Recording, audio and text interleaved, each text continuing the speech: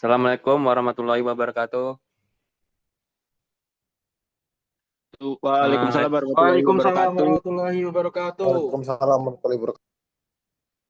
Ya, kami di sini selaku kelompok 14 ingin mempresentasikan yaitu Wadani yaitu Sosreng.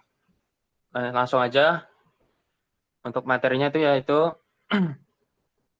perkenalan dulu. Perkenalan nggak? Ya, Perkenalkan, nama saya Fadil Setiantoro dan rekan saya Brilian Hikam. Saya Dedi selanjutnya. Pranata. Faiz Fahru Reza. Oke, next.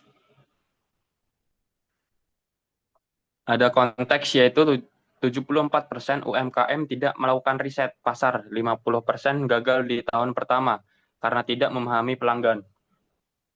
Next. Pernyataan masalahnya yang ada pada Sosreng ini, UMKM dari usaha Sosreng kesulitan memahami selera konsumen, sehingga penjualan tidak stabil dan produk kurang sesuai kebutuhan pasar. Dampaknya, UMKM dan Sosreng rugi, penjualan tidak stabil, konsumen kecewa karena produk tak sesuai, dan pembelajaran kewirausahaan jadi kurang optimal di kampus. Lalu ada pernyataan masalah atau industri. Masalah yang ingin dipecahkan, masalah yang dihadapi mencakup kesulitan pelaku UMKM dalam memahami kebutuhan pelanggan secara tepat.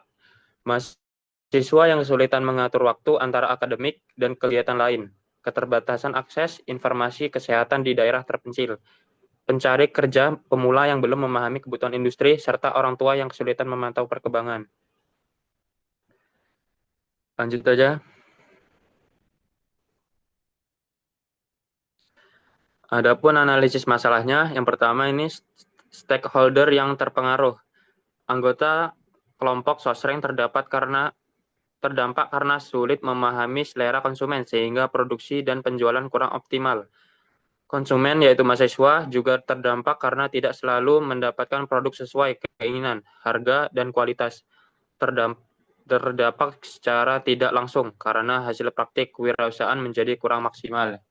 Yang kedua itu ada dampak bagi stakeholder. Anggota kelompok Sosreng rugi karena salah paham selera konsumen, penjualan tidak stabil, konsumen mahasiswa kecewa karena produk tidak. Yang ketiga ada penyebab masalah. Akar masalah Sosreng adalah pemahaman selera konsumen sehingga produk kurang sesuai pasar. Minim riset sebelum produksi membuat keputusan hanya perkiraan. Pengalaman usaha masih terbatas sehingga strategi penjualan kurang efektif. Waktu kuliah membatasi koordinasi dan kurangnya evaluasi konsumen membuat perbaikan produk berjalan lambat. Yang keempat, hubungan anggota atau kelompok. Kami ingin mengatasi masalah ini karena sebagai mahasiswa yang menjalankan usaha Sosreng, kami tertarik di bidang kewirausahaan dan ingin belajar mengembangkan bisnis makanan secara nyata. Kami sering berinteraksi dengan teman sebagai konsumen sehingga paham pentingnya produk yang sesuai selera. Kami juga ingin meningkatkan keterampilan bisnis. Selanjutnya ada segmen sasaran konsumen. Mahasiswa utama, mahasiswa kampus usia 18-24 tahun yang mencari jajanan murah dan praktis di lingkungan kampus. Sasaran sekundernya ada kantin kampus dan dagang kecil ke mahasiswa.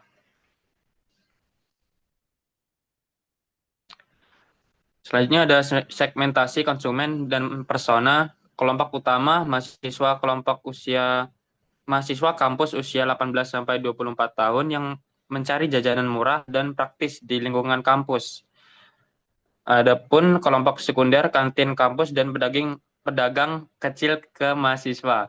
Persona yaitu yang pertama itu ada contoh konsumennya ada Dimas Ridho Wicaksono, usianya 20, lokasi kota kecil, peran dalam organisasi jika ada.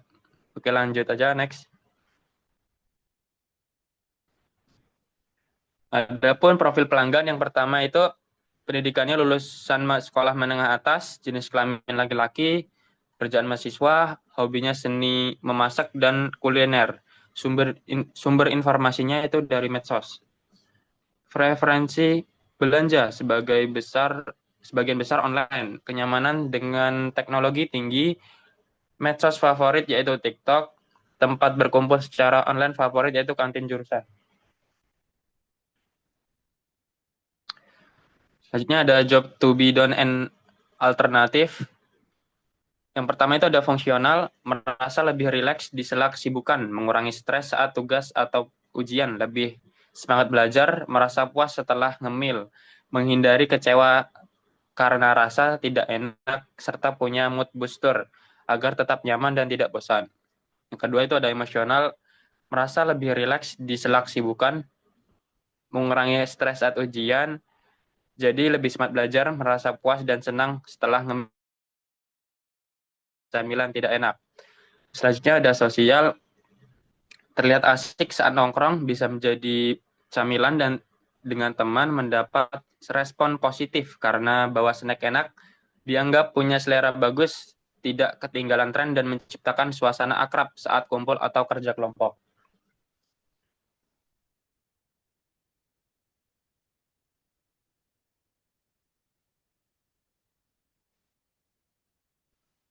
Selanjutnya ada alternatif. Alternatif saat ini, mahasiswa biasanya mengatasi kebutuhan camilan dengan membeli snack di warung atau minimarket, pesan lewat aplikasi online, membawa bekal dari rumah, atau memilih jajanan sekitar kampus. Ada juga yang mengganti dengan minuman atau menahan lapar sementara.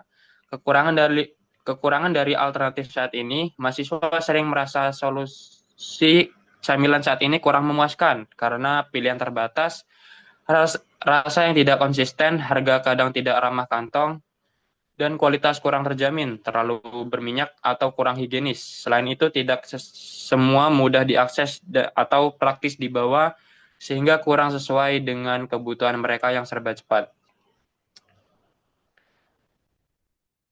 Selanjutnya akan dibacakan sama rekan saya, yaitu Denny. Silakan, Denny.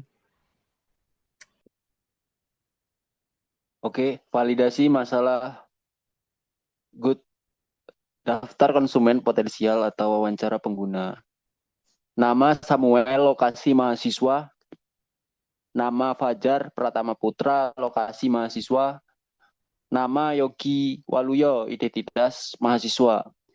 Validasi masalah, total konsumen potensial atau pengguna yang diwawancarai. Wawancara luring 229, wawancara daring 23.